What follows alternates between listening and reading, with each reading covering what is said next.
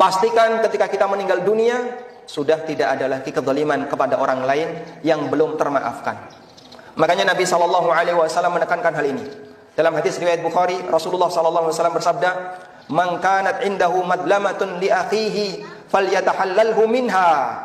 Siapa yang pernah mendolimi orang lain, maka hendaknya segera minta untuk dihalalkan, segera minta maaf. Tidak harus menunggu ketika datang bulan Ramadan, tidak harus menunggu ketika Idul Fitri, tidak harus menunggu bulan-bulan yang lain. Begitu orang merasa bersalah kepada orang lain, Nabi SAW segera minta maaf kepada orang itu, sebelum dinar dan dirham tidak berlaku. Sehingga siapapun yang pernah melakukan kezaliman kepada orang lain lalu dibawa mati, maka nanti amalnya akan dihadiahkan kepada orang lain. Makanya sebagian orang memberikan nasihat, sayangi amal kita, jangan kita letakkan amal ibadah kita ke timbangan orang lain. Sehingga ketika di akhirat justru kita kekurangan pahala, karena pahala amal kita taruh di timbangan orang lain.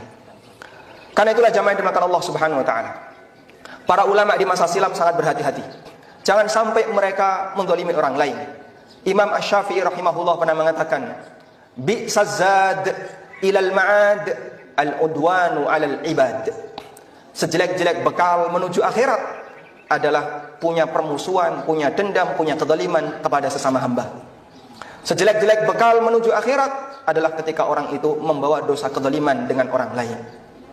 Sehingga dulu para ulama di zaman sahabat, mereka berusaha untuk menjaga diri, jangan sampai melukai hati orang lain, jangan sampai melanggar hak orang lain.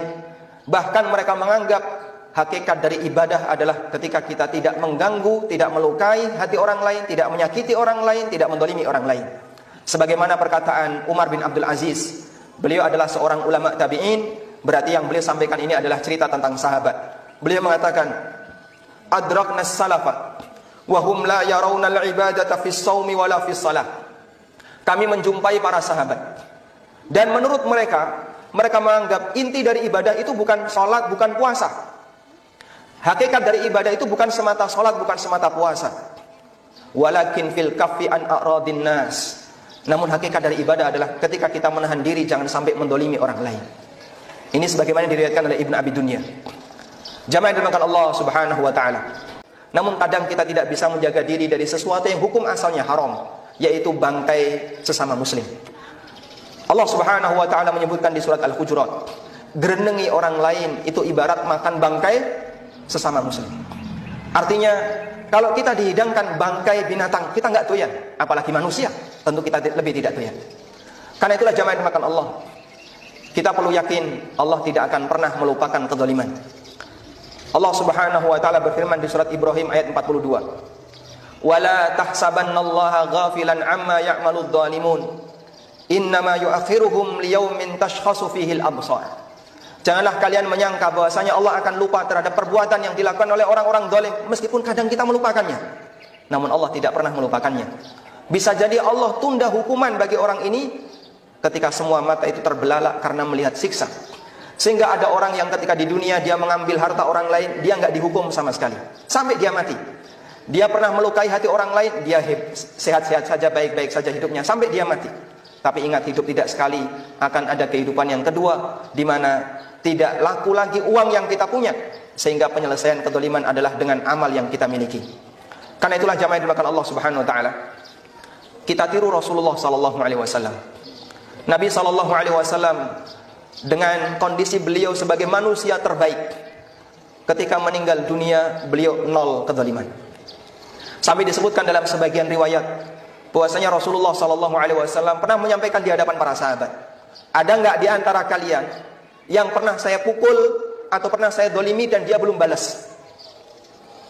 Enggak ada sahabat yang berani angkat tangan. Tiba-tiba ada salah satu di antara mereka yang angkat tangan, "Saya Rasulullah. Kalau begitu silahkan pukul aku."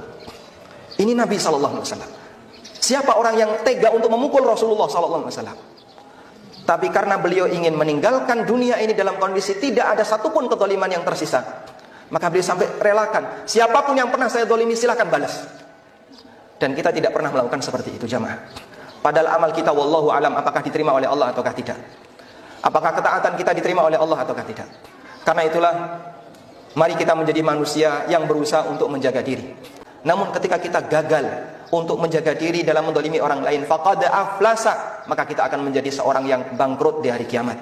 Dan kita berlindung kepada Allah Subhanahu wa taala. Semoga Allah Subhanahu wa taala tidak menjadikan kita sebagai orang yang bangkrut disebabkan datang di hari kiamat dengan membawa pahala salat, pahala puasa, namun semuanya direbut oleh orang-orang yang pernah kita dolimi ketika di dunia.